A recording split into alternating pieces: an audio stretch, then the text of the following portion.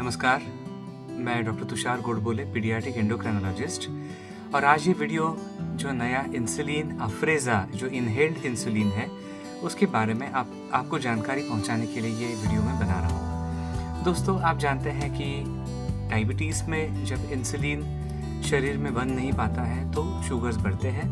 Type 1 diabetes में और कभी कभी टाइप 2 डायबिटीज़ में भी बाहर से इंसुलिन इंजेक्शंस के सहारे से शुगर्स को कंट्रोल किया जाता है। आज तक हम जानते हैं कि इंसुलिन के इंजेक्शंस लेने पड़ते हैं। मुंह से लिया हुआ इंसुलिन पेट के अंदर, खास करके इंटेस्टाइन्स के अंदर जब एंजाइम्स के साथ घुलता मिलता है तो पेप्टिडेज, अमाइलेज जैसे बहुत सारे एंजाइम्स उस इंसुलिन को तोड़ मरोड़ के टुकड़ों में बांट देते हैं, और जो टुकड़े खून के अंदर पहुंचने के बाद इंसुलिन का काम नहीं कर पाते हैं। इंसुलिन एक बहुत बड़ा पेप्टाइड से बना हुआ एक प्रोटीन की तरह मॉलिक्यूल है जो एक संग पूरी तरीके से जब खून में पहुंचता है तभी वो काम कर पाता है। और इसलिए आज तक इंटेस्टाइन्स को बाईपास करके इंजेक्शन के सहारे से इंसुलिन को लिया जाता है, जो स्किन में छोटी सुई से दिया जाता है। टाइप 1 डायबिटीज़ जिसमें दिन में जितनी बार हम खाना खाते हैं उतनी बार बाहर से इंसुलिन के डोज लगाने पड़ते हैं, जिसको हम लोग शॉर्ट एक्टिंग इंसुलिन कहते हैं। जो नया इंसुलिन अफ्रेज़ा आया है वो एक इनहेल्ड इंसुलिन, यानी कि एक छोटे कार्ट्रिज में पाउडर के तौर पे ये इंसुलिन बनाया गया है। और जो एक डिवाइस जिसको हम लोग इनहेलर कहते हैं, जैसे अस्थमा के पेशेंट्स इनहेलर लेते हैं, वैसे ही ये इनहेलर डिवाइस है। इस इनहेलर डिवाइस में कार्ट्रिज को बिठाया जाता है जिसमें ड्राई पाउडर के तौर पे इंसुलिन है, और जिसमें मुंह में डाल के लंबी सांस लेने के बाद ये ड्राई पाउडर इंसुलिन हमारे फेफड़ों में पहुंच के घुलता है और खून में पहुंच जाता है। तो ये अफ्रेज़ा नाम से इंडिया में लॉन्च हुआ इंसुलिन है। ओरिजिनली करीब 15 साल पहले मैनकाइंड करके एक अमेरिकन कंपनी है, मैनकाइंड कॉरपोरेशन, जिसका इंडियन मैनकाइंड से कोई संबंध नहीं है, इन्होंने ये इंसुलिन बनाया। और हाल ही में इंडिया में सिप्ला फार्मास्यूटिकल्स ने इसको मार्केटिंग करके लॉन्च किया है। अब जानते हैं कि ये इंसुलिन के बेनिफिट्स क्या हैं और खामियां क्या हैं। सबसे पहले जानते हैं बेनिफिट्स के बारे में। अफ्रेज़ा इंसुलिन एक इनहेल्ड इंसुलिन है जिसको कार्ट्रिज के तौर पे इस्तेमाल किया जाता है, जिसमें 4 यूनिट, 8 यूनिट और 12 यूनिट, इन 3 स्ट्रेंथ में, 3 पावर में ये इंसुलिन का कार्ट्रिज अवेलेबल है। इसको आपने खाने से जस्ट पहले आपने उसको लेना है, क्योंकि उसको लेने के बाद 15 मिनट में ये खून में पहुंच जाता है। अब आपको अगर इंसुलिन के इंजेक्शन्स आप ले रहे हैं दिन में 2 बार, 3 बार, 4 बार, जितने भी बार आप खाना खाते हैं, तो उससे पहले इंजेक्शन की जगह पे आपको इस अफ्रेज़ा इंसुलिन का आपको इनहेलर इस्तेमाल करना है। तो फ़ायदे है कि आपको इंसुलिन के प्रिक से छुटकारा मिलेगा, नीडल चुभाने की आपको आवश्यकता नहीं है। इसके ड्रॉबैक्स के बारे में बात करते हैं।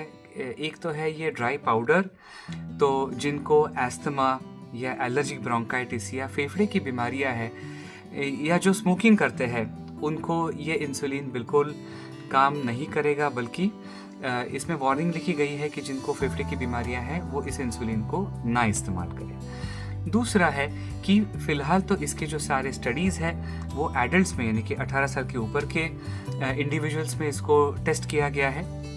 तो आज के तारीख में पीडियाट्रिक पॉपुलेशन में, बच्चों के उम्र में, 18 साल के नीचे की उम्र में ये फ़िलहाल तो लेना एडवाइजेबल नहीं है। तीसरी चीज़ है सबसे इम्पॉर्टेंट कि ये इंसुलिन फिक्स्ड स्ट्रेंथ में 4, 8 और 12 यूनिट्स में आता है। तो अगर आपको बीच की स्ट्रेंथ जैसे 1 यूनिट, 5 यूनिट, 7 यूनिट, ऐसे कुछ बीच वाले स्ट्रेंथ में लेना है तो एक तरीके से ये डिफ़िकल्ट जाएगा, क्योंकि आपको आपके खाने के अनुसार आप डोज एडजस्ट करते हैं। तो ये फाइन ट्यूनिंग, डोज एडजस्टमेंट इस इंसुलिन में करना थोड़ा सा मुश्किल है।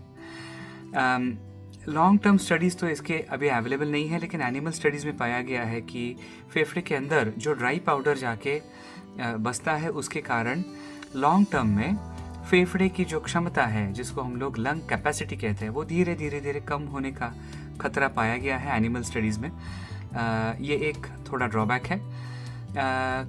बात करते हैं कीमत की, तो आप जानते होंगे ह्यूमन इंसुलिन जो सबसे सस्ता वाला इंसुलिन कार्ट्रिज में या वायल फॉर्म में अवेलेबल है, वो करीब करीब 1 या 2 रुपया प्रति यूनिट इतनी कम कॉस्टिंग में पाया जाता है।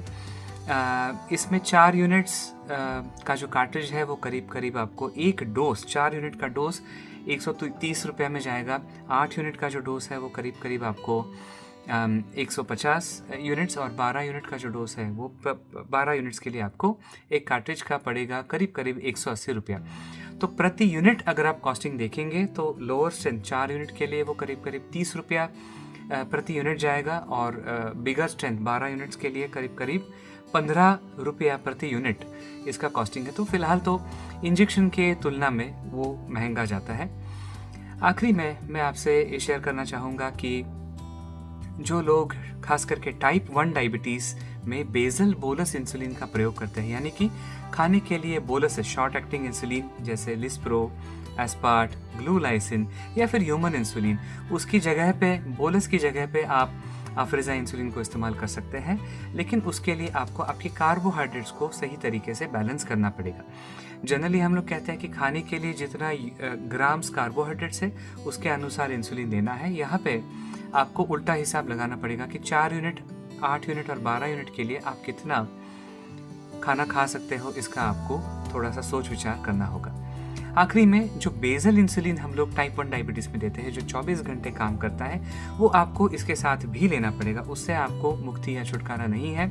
तो टाइप 1 डायबिटीज़ में या फिर टाइप 2 डायबिटीज़ में भी जिनको बेसल इंसुलिन, ग्लार्जीन या डेग्लुडेक जैसा कोई 24 घंटे काम करने वाला इंसुलिन है, तो वो आपको अफ्रीज़ा के साथ भी लगाना पड़ेगा।